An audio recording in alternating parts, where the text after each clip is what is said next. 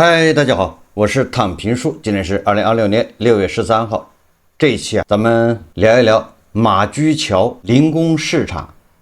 为什么聊马驹桥临工市场？南方周末6月13号，他刊登一篇报道，叫博士生潜伏8年打零工，发现了什么？介绍的就是清华大学一位博士在马驹桥前后花了8年时间，亲自也去打零工，体验马驹桥的这种零工经济，了解零工这些底层的这些工人他们的一些遭遇。他这个博士生写了一本书，应该是马驹桥的时间，我打零工的那些日子。这名清华大学的博士叫丛瑞安。南方周末的这篇报道还把丛瑞安这本书叫马驹桥的时间送给了在马驹桥打零工的另外一位人，一个是清华的博士作者，一个是真正的在马驹桥那儿真正的打零工的，一个叫詹顺志的。这个詹顺志他在马驹桥待了10来年，就做这种零工经济啊。我们来看一看南方周末他的笔下关于马驹桥零工市场的这些事，也为我们从一个角度了解3.2亿灵活就业者它的构成。大家也知道是吧，我们灵活就业者以每年4000万的速度在增加，那这4000万都到哪儿去了？不全在开网约车，也不全在送外卖，他们在各个城市的各种各样的零工市场，他们在做什么事？通过南方周末的这篇报道，或许我们略知一二。这文章说，劳动节当天傍晚，北京南六环附近一个十字路口，上百名打工者聚集在这里，等待一份夜班工作。一个招工的声音传来：8小时200块，有去了吗？差一个人。一群人立刻围上去询问具体情况，有人边高喊我去，边往里挤。这里便是马驹桥零工市场，北京最大的灵活就业集散地。每天早上和下午6点左右是临时工们集中等工作的时段，没有节假日，没有工作就是放假。昨天干160块，今儿还没找到活，搁这块经常没谱。一位中年妇女和旁边人聊天，但总比种地强，也就是一天赚个160，干2天歇1天或者歇2天，他没有规律，不一定每天都有活干，但是就这个那也比种地强。一个戴眼镜的青年身处找工作的人群中，倾听着别人的讨论，偶尔插一句话，看似对这里环境很熟悉。他就是清华大学的博士丛瑞安，他是清华大学社会科学院政治学系博士生。8年前，他怀着体验生活的想法，第一次到马驹桥做日结工，没想到持续下来，已经20多次来此地。2026年5月，他根据亲身经历和观察写成了《马驹桥的时间：我打零工的那些日子》出版。书中，他企图打破大众的猎奇心理，还原临时工群体真实又复杂的面貌。我是在尽力反驳那些污名化或者鼓吹式的言论，他们和我们一样，只是一群普通人。这个丛瑞安对南方周末记者说这并不是丛瑞安的学术研究项目，纯粹是因为个人兴趣而坚持做的一件事。他的导师知名学者刘玉评价，清北大学生的精英生活与城南农民工的城中村事件本无交集，但是丛瑞安通过其奇妙的生活实践将其编织了在一起。南方周末还把这本书送给了一名叫詹顺志的工人，他从2012年起就在马驹桥生活。近期詹顺志也把自己的经历写成了文章，发布于自媒体平台。那么詹顺志对丛瑞安这本书呢，评价是比较真实，好多打零工的确实是这样，得过且过。他说，书中一些打工情景的描写引发了他对过往很多不美好经历的回忆。2018年10月2号，丛瑞安在中国社会科学院读大2。几天前，一个朋友要去马驹桥做调研，问他要不要去。我说去呗，就一块儿去了。这是他第一次，当时他并没有想到会和马驹桥产生长期的关系。丛瑞安出生于山东滨州一个石油工人家庭，不像农村孩子那样干过体力活。但他喜欢参加社会实践活动，经常去做义工。高考时，他选择了政治学与行政学专业。我感觉很多问题的讨论和解决，最后都要归结到政治学上来。那天，他们一行6人晚上到达马驹桥，找了个破旧的出租屋住了一夜，40元一间房。第二天早上5点起床，和其他临时工一起到街头等活。他和2个同学找到了一份冷库搬运整货的工作，从早8点到晚8点，工资140块，12个小时140块钱。还有3人没有找到工作，只好回学校了。工作地点是在河北廊坊，一辆面包车坐了19个人，拉他们到目的地，穿上防寒服。他和工友们在零下18摄氏度的冷库里工作，每待上一段时间就得出去，不然受不了。最长一次，他进去了将近1小时，出来后脸上是红、黄、青、蓝、紫在一起。旁边的人说他有点冻伤了。回到学校后，他将自己当天的经历和观察写成文章，发在公众号上，开启北京体验记的系列。这次工作的强度并不是很大，他没有发表什么感想。但是1个月后，11月17号，当他第2次去马驹桥找活时，遇到了挑战。这是一份快递分拣工作，早7点到晚8点，报酬200元。这个显得好像多一点，这个13个小时200块。起初他的工作是将快递从这一堆扔向另一堆，扔得动就直接扔，扔不动搬几步路再使劲扔。有时候要爬上快递堆，将大袋子拆开，把快件倾倒出来，任何快递都可以随便踩随便扔。他干了一上午，完全没有休息时间，一个工位一个人，也没法聊天。到了下午，他被分配到流水线上，将快递翻到标签槽上，用扫码枪扫码后，再扔到相应的快件堆。传送带不停，他的手也不能停，一直从下午2点干到7点，中间只有一次，我以出去上厕所为借口，买了瓶水喝，休息了一会儿。真正的痛苦是收工后，他打车回学校，临下出租车，却发现全身酸疼的不得了，硬撑着才能爬出车门。第2天下床时，只能让腿拖在地上慢慢挪。更重要的是精神影响，看见屋里任何一个东西都像是快件，每一样东西都仿佛装在一个土黄色小纸箱里。他由此明白了为什么马驹桥的街头每天都有中介扯着嗓子招快递零工，但很少有人理睬，继续等其他活。也就是快递零工看上去工资高，实际上是太累受不了。他说这种高强度重复工作对身体和精神是双重折磨，往往干1天要谈2天，看似工资相对较高，实则不合算。但是清闲的工作也不一定就是好工作。丛瑞安在书中以保安为例，这是北京零工市场上最普遍的一个工种，因为门槛低，没有技术含量，也就缺乏提升自我的机会。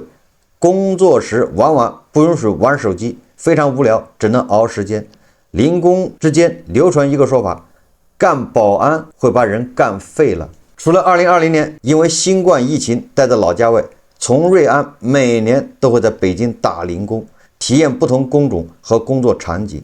期间他加了几十个零工微信群，观察他们讨论，了解这些临时工的精神状态。往往一会儿没看，就有成千上百条未读消息。社会调查就是去看别人怎么想，而不是看自己怎么想。他说，工作中的敌人，马驹桥是自发形成的一个劳务市场，存在时间起码超过20年，这得益于其位置和环境。它位于京沪高速和北京6环结合处，从南边来的打工者很容易到达，从这里坐车又能方便通往北京城区各处。马驹桥北侧跨过凉水河，就是年生产总值超过4000亿元的北京亦庄经济技术开发区，电子厂、汽配厂、物流仓库等密布，提供了大量的工作机会。张顺志第一次知道马驹桥是在2012年，26岁的他从河北保定易县到北京打工。起初在一家塑料厂上班，工资低，他想找个更好的。同事告诉他，马驹桥附近电子厂多，可以试试。他上网查信息，看到亦庄的富士康工厂招人。根据联系方式，他却到了海淀区一个写字楼里，原来是中介，也就被骗了。问他要了500块钱，说是押金，然后让他去马驹桥联系。他像后来的丛瑞安一样，坐了1个多小时的地铁到达，结果还是个中介，说要办资料，又要了他200块钱。绕了一大圈，他终于进了富士康。和厂里人接触后，人家告诉他工作是直招，不需要花钱。他才知道自己受骗了，也就是你直接去富士康就完了。在《马驹桥的时间》一书中，丛瑞安称中介是工作中最熟悉的敌人，他们通过与用人单位合作，获取核心的用工信息，再层层转给工人，靠抽成的魔力，但抽成多少没有规定，全靠中介的良心。而处于信息末端的工人很容易，那就容易被压榨。丛瑞安曾在政府采购网上看到某街道和保安公司签订的用工合同，150元8小时。之后，他在一个微信群里看到这个岗位的招工广告，变成了150元12小时，150块钱8小时变成150块钱12小时。那显然收入没增加，但是工作量增加一半，50%。比这更重的抽成也十分常见。他说很多中介会通过美化工作条件、克扣工资等方式来欺骗工人。工人到了用工场所，往往发现岗位并不是中介描述的样子，但只能干下去，干满一个周期，比如1个月，中介又常常会以用人单位不满意为由，克扣工资或押金。他们需要凭自己的头脑和经验辨识种种骗局，也就是在这零工经济里面，这些中介充当这样的一个角色，有各种各样的坑等着这些零工，同时祈祷自己运气足够好。丛瑞安写道，这也是为什么有人更喜欢打零工的原因。长期工一旦落入陷阱，损失会很大，而打零工相对安全，干一天的活就能挣一天的钱，把自己遭遇风险时所需付出的成本降到最低。这个张顺志在富士康工厂流水线上干了2个多月，感觉压抑的慌，没有盼头。这就是在流水线上拧螺丝也不是件容易事，主要是简单枯燥单调。忙的时候1个月能赚4000多块，如果活不多只能赚1-2千块。他看到员工流动特别大，每天有人排着队来，也有人排着队走。后来他也走了，有人漏夜赶考场是吧？有人辞官归故里。当下一份工作没有着落时，张顺志就在马驹桥打零工。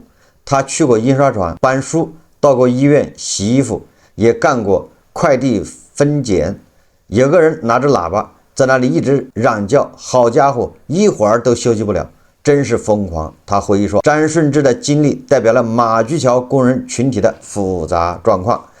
这里并非全是临时工，也有长期工，他们在失业或节假日期间会找零活挣钱，还有人是临时来这里落脚，挣点钱作为过渡，再去干别的事。剩下的才是那些以打零工为生的人，有活了就干，没活了就歇着。在张顺志的记忆中，2010年的年代的就是16年前，那个时候的马驹桥打工者非常多，不只是聚集在路口，街道沿线都站着人。到了运工淡季，人多活少，需要去抢，你得起个大早去中介门口等着，一开门就冲进去。有时一辆招工的车来了，大家都往上挤，结果超过人数，司机不开车，大家都不想下来，僵持着。这个北京恐怕管得比较严，你要超载不行。这就像上电梯一样，是吧？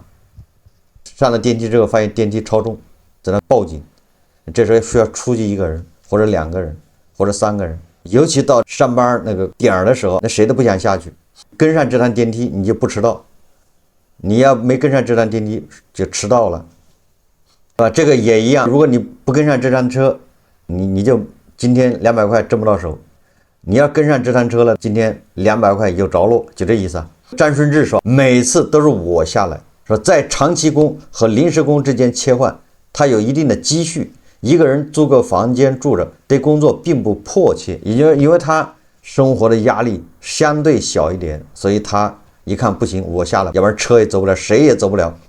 当时智能手机还不流行，没活的时候，他甚至会去图书馆看书，能记得的书名有《钢铁是怎样炼成的》，其实也看不了几眼，看一会儿就困了，有点像一代汉献帝的国舅是吧？董承看什么玩意一会儿就睡着了。大部分时间他还是和其他打工者一块瞎溜达。他看到有意志力强的人跟熟悉的中介联系好，有活就去，天天都能赚钱。但大部分人坚持不了，干一天得休息几天，包括他自己。日结工的好处是灵活，工作时间自由，可是这种自由的另一面是打工者失去了外在的约束，却难以用内在的约束去替代它。张顺志遇到过落魄者，到了要睡大街的地步。我感觉归根结底还是懒，说你稍微干几天临时工，最起码能租个便宜的房子。他说还有人向他借钱50、100的，说明天就还，最后往往无踪影了。在马驹桥生活了10多年，他没有交到朋友，来来去去的都是过客。站在十字路口等待工作的人，每天都要面对艰难的抉择。但一份工作突然到来，环境和强度是未知的，他们需要迅速做出判断。去的话，可能之后有更好的工作；不去的话，这个工作立刻就被抢走了。尤其对于丛瑞安这样的新手来说经验不多，每次都是一种探险。2021年最后一天，他独自一人来到马驹桥，找了份药厂临时工，以度过跨年夜。一到目的地，他们就被一路催赶，换服装、收手机、戴口罩。2个催促的员工聊天，说昨天有人被自己骂哭了，语气中带着一丝骄傲。进入车间，他的工作是把抗原测试条插进抗原测试纸底壳，再递给配合的人盖上盖子，推到流水线上。他听到整个车间里除了机器的轰鸣，就是各种指责和催促的声音。他们不断的喊，不断的催着快点干。这个工作简单到谁都可以做，也困难到你很难走神儿。丛瑞安说，过去他打零工的时候，当时感觉时间难熬时，会默背单口相声段子，但这一次他的思绪总是被打断，心情烦躁到了极点。同时车间里没有表，看不到时间的流逝。终于等到中途休息，他扒了2口饭，没有食欲，决定不干了。这时候之前态度粗暴的员工倒是温和的劝他留下，说提前走只能算几个小时工资，况且晚上没有车回去。丛瑞安拒绝了，他走出工厂，看到路边有家便利店，进去点了杯咖啡，一直坐到早上上头班的地铁开动。这是他做零工期间唯一一次跑路。实际上这个丛瑞安他是体验这种零工，他并不是生活所迫，所以他有拒绝的底气。如果你真的生活走投无路了，那你不只能在这干吗？不是每个人都有丛瑞安这样的拒绝的这种底气的。另一次的经历则截然相反。2023年4月，他从微信群里找了一份去食品厂做切割包装的夜班工作。具体流程是从冷库中拿出整块的培根，堆叠放入机器中，卡好位置，盖上盖子，按动按钮，机器会自动切割，然后由其他工人包装。为了防止冷冻培根融化，不能切得太快。空闲时，他还被安排将边角料称量出来，装在袋子里，放进真空机处理。站了一晚，他的腿脚疼得不行，但不觉得特别累，甚至感觉相当满足。他思考背后的缘由，在食品厂他能感受到工作中的自由，比如可以选择一次脱几块培根，决定培根切割的速度。我是保有自主空间的，但在药厂，那种严厉和具有侮辱性的监督，使得劳动自身变得更加非人化。这是打零工的另一个好处，相对自由。要是干长期工，你一天到晚这么侮辱我，我可能为了这1个月工资得忍着。如果我是干日结的，大不了我就跑了，我就不干了。存瑞安说很多人会忽视他们精神需求，实际上他们精神需求不一定低，甚至可能更高。临时工们若想要突破自己，学技术是一种途径，但并不容易实现。从瑞安观察到，打工者长期在外漂泊，没有充足的经济条件和固定的时间去脱产学习。学习技术本身要交一笔费用，动辄数千元，成本不低。他们也难有动力迈出第一步。在学习新知识方面，经验匮乏，让他们内心缺少自信，自己设下了重重限制。拿考证来说，考试流程对很多工人来说已经是一种困难。2023年6月，从瑞安去考保安员证，考场上他发现一些人坐着不动，因为考试是用智能手机答题，那些不太会用手机、不清楚单选和多选区别的中老年打工者不知所措。而詹顺志是在偶然中突围的。2015年，他感觉找工作越来越难，超过25岁，电子厂基本不要，想着自己也需要学门技术，正规学习需要花钱。他听人说可以去那种总是招人的公司，边干边学，哪怕混一天也能懂一点。他在网上找到一家常年招电工的公司，抱着试一试的态度投了简历，把电子厂做普工的经历写成做电工。面试的时候，他说自己什么都会一点，但不精通。经理觉得他是个老实人，就把他要了。其实他什么都不懂，连万用表都不会用。工作时他只好瞎蒙，向旁边的同事请教。试用期3个月，他摸索着掌握了部分技术。试用期一过，开始按件计费，他的技术跟不上，工资还不如试用期高。干了1个月他就离开了。但这段经历让他接触到了电工工作。经过几次跳槽，他积累的技术越来越多，已经能安装电路板、感应开关、电控制柜等。这时候找长期工作就容易了。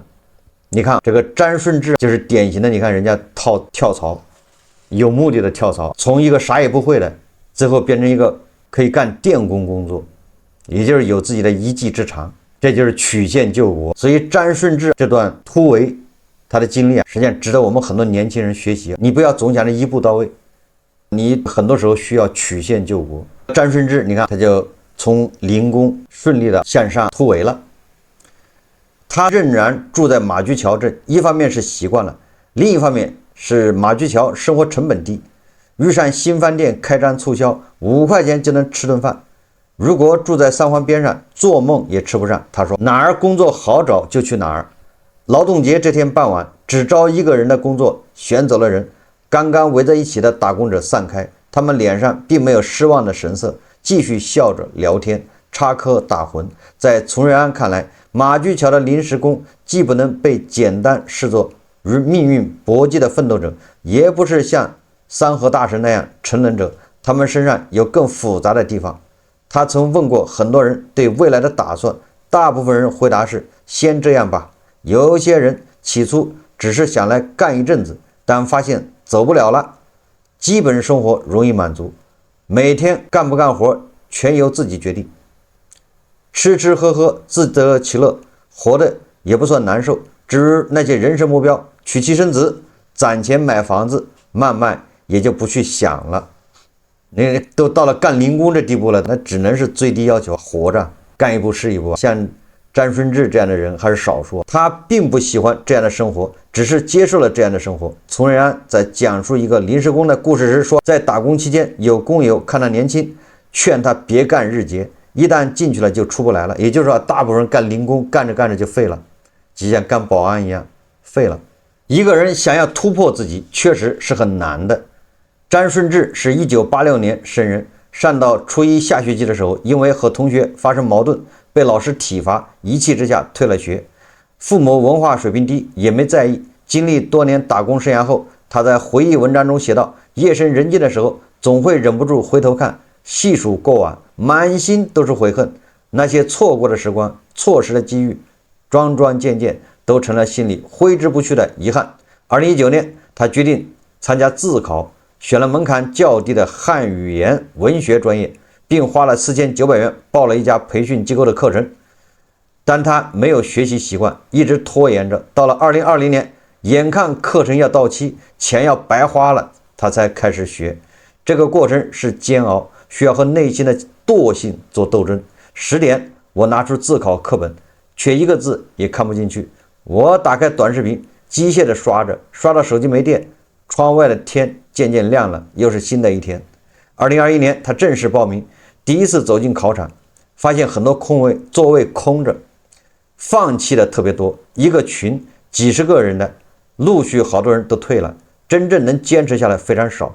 这样的情况在零工群体普遍存在，很多人天天立下宏愿，但最终只是喊口号。一直到2024年，詹顺志才拿到了自考专科文凭，一共12门课，有一半是考了2次才通过。这个文凭对实际工作价值不大，但这是他人生旅程中唯一靠自己努力做成的事，这是完成一个心愿，实际上对他提高他的报酬没什么太大的帮助。如今詹顺志在一家公司当电工，月薪能有7000元。2025年底，他在路上骑电动自行车和一辆汽车相撞，导致脚踝骨折，回到老家养伤。这是河北省中西部一个小山村，就是易县清东陵还是清西陵，在那儿。年轻人大多离开了，只剩下老人和妇女。正是春夏交替季节，村里的槐花开得很香。詹顺志躺在床上看完马驹桥的事件，他坦诚看一会儿书就要玩一会儿手机。书中也探讨了临时工们未来，不少专家呼吁打工者返乡。你看，就是山东专家这样的人，你这些人要回农村去建设美丽乡村，你在城里面待着没用，漂泊。但丛元安认为，对于打工者而言，特别是年轻人，回到农村并不是一个好的选择。他们在大城市见过世面，习惯了公共设施和商业服务发达的生活，回到农村会很不适应。更重要的是，从事农业的收入不一定比得上打零工的收入。许多人虽然希望回乡，但不是返回家乡的农村，而是家乡所在的县城。回乡也是回城里面，只是从1线城市回到5线城市，但是回到农村是没有人愿意的。所以说咱们这个节目经常说，很多人不了解农村，总是有这种朴素的根植骨子里面的那种叫田园风光，或者叫什么田园梦。实际上农村和农业相当的不美好。如果你一旦以农业为生，那你基本上就比打零工还惨了。詹顺志认同这个观点，在他看来，马驹桥就是最好的选择。你为什么来马驹桥呢？因为这里工作机会多，你去其他地方还更不行。反正就是找工作呗，哪儿工作好找就去哪儿。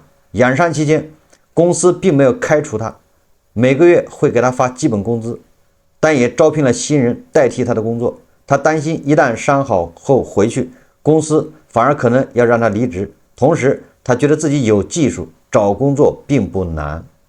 2021年，丛元安本科毕业，通过硕士研究生考试进入北京大学。2023年，他又成功读清华大学博士研究生。这个冒充鹅腿的鸭腿估计没少吃。这几年正好这个鹅腿在北大清华最火的时候，你看正好全赶上了。这个文章到这儿也就结束了。实际上全国像马驹桥零工市场这样的市场特别多，就每个城市都有。实际上每一个城市都有好几个，还不是一个。北京不光是马驹桥，北京好多地方都有零工市场，那各个城市都有，上海也有。而且这样的视频咱们也见过，很多自媒体作者都去拍。凌晨4点，我有一次节目我说过，我也是偶然的开车路过，是西安的一个零工市场。它那不是零工市场，它那还不是正经的零工市场，它纯粹路边有很多人，那女的都是年纪都是中年人以上，年轻人很少，背一个包，背着那种工具啊，他们就站在路边。你车只要路过那儿，只要稍微慢一点，马上一群人围上来。你路过那个地方的时候，你最好是车速不要减速，完了之后你得车窗也不要放下来，不要摇下来。你只要摇下车窗，你速度慢，人家就以为你是招工的，马上一下把你围住，说我来，老板要不要人？他就扒着你车窗跟着你后面跑。这是我亲身经历。所以全国各地像马驹桥这样的零工市场非常多，那你就知道人有多少。所以我们一直说 3.2 亿灵活就业人群，网约车和送外卖才多少人呢？所以我们回头看一看，网约车和送外卖还不是灵活就业的最差的，灵活就业最差的还是更下面，就这种零工市场。当然了，我也可以肯定，这个零工市场甚至也不是灵活就业最差的，还有很多灵活就业这些人恐怕分散在更加隐蔽的角落，没有人关注到。但是他们劳动，他们谈不上什么劳动保障，他们也谈不上任何的保障，也更没有什么所谓的前途，他们就是填饱肚子，生活所迫啊。所以说，外卖、网约车还不是零工经济里面最惨的。但是南方周末这个文章，我有一点还是比较推崇的，就是这个里面的张顺志，初中没毕业，退学，但是通过努力也可以最后成为一个电工，人月薪7000，那可以。但是他就怎么做到呢？人家叫曲线救国，这就是我以前在直播或者我做节目里面时候经常提倡的。我们每个人年轻人，你要学会曲线救国，对吧？你不要老想着一步登天，一步到位。你比如说，我们现在都在做碳基相关的工作，你甚至有人刚毕业也找不到工作，你的专业学的是这个专业或者那个专业，建筑设计等等，现在正在淘汰。那怎么办？那你不就跟张顺志是一样吗？你比他还有文凭，张顺志啥都没有。那张顺志能做的曲线救国，那你也能，你就怎么样曲线实现自己跟硅基相关的工作。这是我个人的一个观点。所以说，年轻人没有工作也不要焦虑啊，你赶上这个时代，没有必要唉声叹气。那你给自己规划一条路线，通过几次转型，最后到达现在钱多的这些行业。第二个，不行就出国。国外还没有这么卷，年轻有什么不可以的？今天我看到网上一个报道，送外卖要摇号，你敢想象吗？连外卖行业都要摇号啊！外卖行业真的彻底变天了。这个网上一个文章说，以前我们总说外卖卷，单价低，规矩多，罚款狠，但至少有一点很公平，只要你肯吃苦，愿意上线，就有干活挣钱的机会。可现在内卷已经卷出了新高度，跑外卖不靠腿速，靠摇号。最近很多兄弟刷到了都以为是谣言，我第一时间专门核实查证，千真万确，属实。如今热门商圈高峰时段，骑手不再是想上线就上线，僧多粥少到极致，平台直接限流，想开工必须排队摇号，摇到号你才能跑单，摇不到号全天待命，也只能是闲着。简单说，现在跑外卖连吃苦挣钱的入场券都需要靠运气来抢。所以说现在2000万的外卖骑手实际上只能养活这个外卖的单子只够400万骑手，这就是严重的冗余和过剩。这几年大量的人群扎堆涌进外卖行业，订单总量不涨反降，骑手数量却成倍暴增，极致内卷之下，单价持续下跌，配送距离越来越远，合规考核越来越严。而现在的摇号开工，就是压垮骑手的最后一根稻草。我们跑外卖的普通人从来不怕累，不怕晒，不怕风吹雨打，我们只求一份踏实，靠双手挣点辛苦钱养家糊口。可现实越来越寒心，踏踏实实干活居然都成了奢望。如今外卖早已不是灵活就业的避风港，只剩无尽的内卷和被动消耗。所以说2000万外卖骑手卷不下去的，最后他们就去了各个城市大大小小的零工市场。毕竟咱们3.2亿灵活就业人员，而且还以4000万每年的速度在增加，也就是我们劳动力里面一半人是这种不稳定，有工作是没工作，说没有工作他偶尔也有工作，这么个状态。那你说能好得了吗？消费怎么起来？这些都是正规媒体报道的南方周末，所以不是咱们唱空。好，这期节目咱们就聊到这里，感谢大家收看。如果喜欢我的节目，欢迎订阅转发，也可以在下方留言评论，谢谢大家。